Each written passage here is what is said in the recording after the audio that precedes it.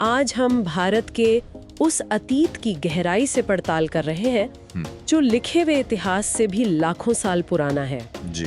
हमारे पास जो स्रोत हैं उनकी मदद से हम ये समझने की कोशिश करेंगे कि कैसे शुरुआती इंसानों ने मतलब साधारण पत्थर के औजारों से शुरुआत की और फिर धीरे धीरे बस्तियां बसाई। मकसद है इस लंबे प्रागैतिहासिक दौर के जो सबसे अहम पहलू हैं उनको जानना। बिल्कुल, और ये समझना बहुत जरूरी है कि हम भारतीय सभ्यता की एकदम शुरुआती नींव की बात करें। बिल्कुल। ये वो लाखों साल हैं जिन्होंने बाद के सभी विकास का, आप कह सकते हैं, मंच तैयार किया। उपमहाद्वीप पर इंसान की पहली मौजूदगी से लेकर शुरुआती गांव तक। तो ये प्रागैतिहासिक काल आखिर है क्या, थोड़ा सा ये बताएं। हाँ, तो ये वो समय है जब लिखने की कला विकसित नहीं हुई थी। मोटे तौर पर कहें तो लगभग 25 लाख साल पहले से लेकर करीब 2000 ईसा पूर्व तक का समय। अच्छा, काफी लंबा समय है। जी हाँ, बहुत लंबा। और इसे समझने के लिए मुख्य रूप से 3 हिस्सों में बांटा जाता है: पुरा पाषाण काल, फिर मध्य पाषाण काल और उसके बाद नव पाषाण काल। ठीक है, तो पुरा पाषाण काल से शुरू करते हैं। उस समय जीवन कैसा रहा होगा, कल्पना करना भी मुश्किल है।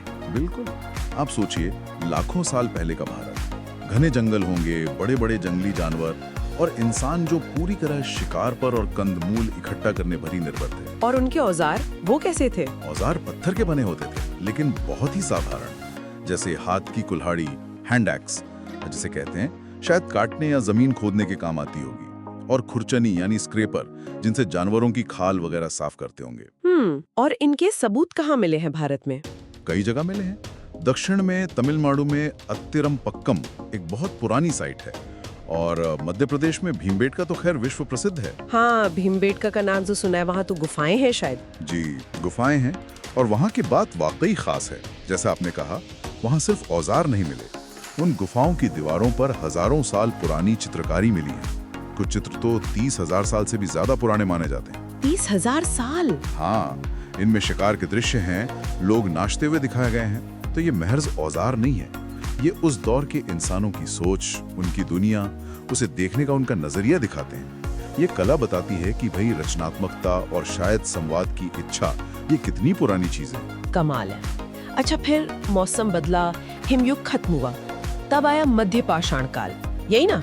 लगभग 10,000 से 8,000 ईसा पूर्व। जी बिल्कुल, और बदलते माहौल के साथ बदलाव तो आने ही थे। हाँ, यहाँ औजारों में भी कुछ नयापन आया।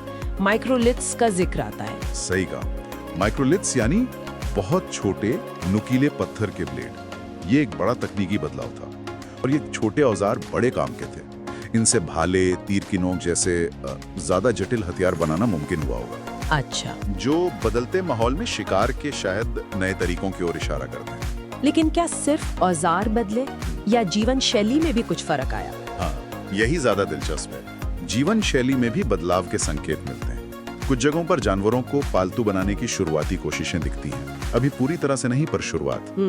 लोग शायद एक जगह पर पहले से ज्यादा समय तक टिकने लगे थे, मतलब अर्धस्थायी बस्तियां। अच्छा। और कुछ जगहों पर कब्रें भी मिली हैं, बाकायदा दफनाने के सबूत। तो इसका क्या मतलब निकालें? कोई रस्में या मान्यताएं?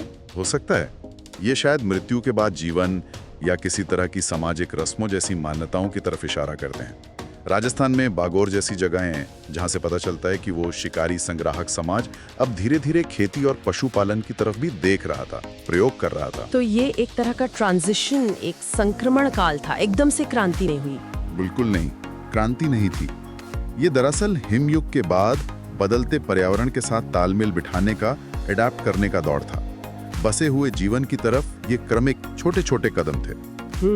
और यहाँ ये सवाल भी उठता है कि ये बदलाव, जैसे ये छोटे औजार या जानवरों को पालतू बनाने की शुरुआत, ये फैले कैसे?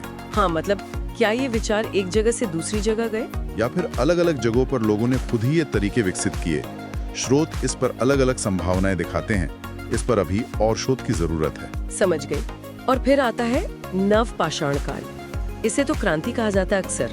हाँ, नव पाषाण काल यानी नियोलिथिक, यहाँ से असली बड़े बदलाव शुरू हुए।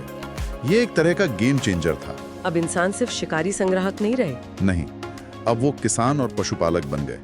बाकायदा खेती शुरू हो गई। उन्होंने गेहूं और जौ जैसी फसलें उगाना सीखा। मवेशी, भेड़, बकरियां पालने लगे। और मिट्टी के बर्तन? वो भी इसी समय बने। जी, मिट्टी के बर्तन बनाए जाने लगे जो अनाज रखने, खाना पकाने के काम आते होंगे। औजारों को अब सिर्फ तोड़कर नहीं बल्कि घिसकर चिकना और ज्यादा पैना, ज्यादा कारगर बनाया जाने लगा। Polished tools. और सबसे बड़ी बात, लोग अब स्थायी रूप से बसने लगे, मिट्टी गारे के घर बनाकर। बिल्कुल, गांव बसने लगे। और इसी दौर का एक बेहद महत्वपूर्ण स्थल है मेहरगढ़। मेहरगढ़, हाँ, ये तो अब पाकिस्तान में है। जी, आज के बलूचिस्तान में मेहरगढ़ की खोज बहुत अहम रही है। इसने दक्षिण एशिया में खेती की शुरुआत के बारे में हमारी समझ को बहुत गहरा किया है। यहाँ से बहुत पुराने, लगभग 7000 ईसा पूर्व के खेती की सबूत मिले हैं। 7000 ईसा पूर्व? हाँ, तो इससे इस विचार को भी बल मिला कि शायद खेती सिर्फ पश्चिम एशिया से यहाँ नहीं आई, बल्कि हो सकता है यहाँ स्वतंत्र रूप से भी विकसित हुई हो, या बहुत पहले से विचारों का आदान प्रदान रहा हो। और दक्षिण भारत में भी तो नवपाषाण स्थल मिले हैं। जी बिल्कुल, दक्षिण भारत में भी कई जगहें हैं, जैसे कर्नाटक में कुंद्रातुकल, ब्रह्मगिरी। ये उस समय के ग्रामीण जीवन की एक झलक देती है। तो ये जो लाखों साल का सफर हमने देखा, पत्थर के औजारों से लेकर गांव बसाने तक, आज इसे समझना क्यों जरूरी है? क्या मायने रखता है ये सब जानना?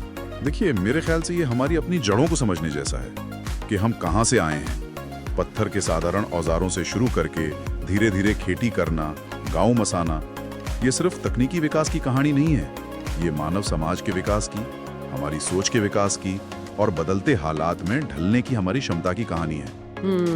ये हमें बताता है कि ये जो धरती है, ये जो हमारा भूभाग है, इसने कितने लंबे समय से मानव जीवन को संवारा है, उसे सहारा दिया है।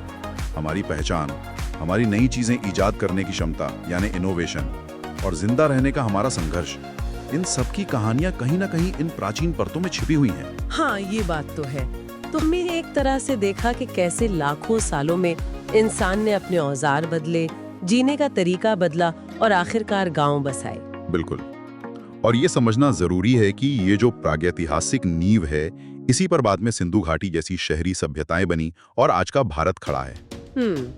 ये पूरी कहानी हमें याद दिलाती है कि सभ्यता का विकास कितना लंबा, कितना धीमा और कितना जटिल रहा है। हाँ, सही कहा। अच्छा, जाते जाते एक सवाल मेरे मन में आ रहा है, जो शायद इन्हीं स्रोतों से ही उभरता है। हमने भीमबेटका की बात की, जहाँ 30,000 साल से भी पुरानी कला मिली है। तो ये दिखाता है कि इंसान शहर बसाने और लिखना सीखने से बहुत बहुत पहले ही कला के जरिए खुद को व्यक्त कर रहा था, है ना? बिल्कुल। तो ये जो इतनी प्राचीन रचनात्मकता है, ये मानव स्वभाव के बारे में क्या कहती है? ये शायद सोचने वाली बात है। हाँ, ये वाकई एक गहरा सवाल है कि कला या अभिव्यक्ति की ये जरूरत कितनी बुनियादी है हमारे लिए। इस पर जरूर सोचा जा सकता है।